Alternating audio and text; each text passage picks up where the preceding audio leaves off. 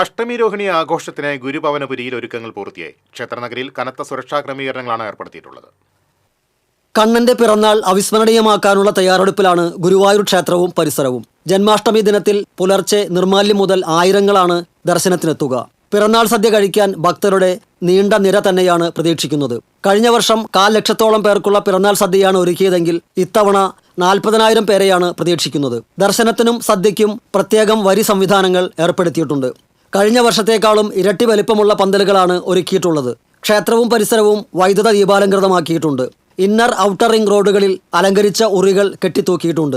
രാവിലെ 10-ന് മമ്മിയൂർ ക്ഷേത്രത്തിൽ നിന്ന് ആരംഭിക്കുന്ന നായർ സമാജത്തിന്റെ അഷ്ടമിരോഹിണി ഘോഷയാത്ര ഉച്ചയോടെ ഗുരുവായൂർ ക്ഷേത്രത്തിലെത്തും.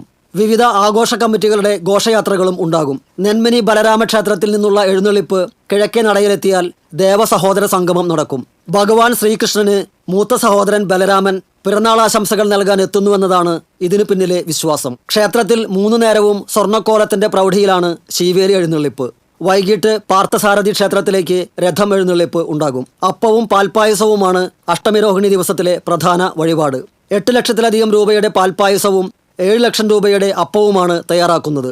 38.5 ലക്ഷം രൂപയാണ് ആഘോഷ പരിപാടികൾക്കായി ദേവസ്വം നീക്കിവച്ചിരിക്കുന്നത്.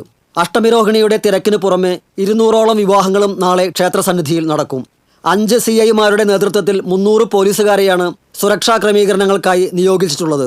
ദേവസ്വത്തിലെ 220 സെക്യൂരിറ്റി ജീവനക്കാർക്ക് പുറമെ NCC, സ്കൗട്ട്, SPC തുടങ്ങിയവരും ഉണ്ടാകും.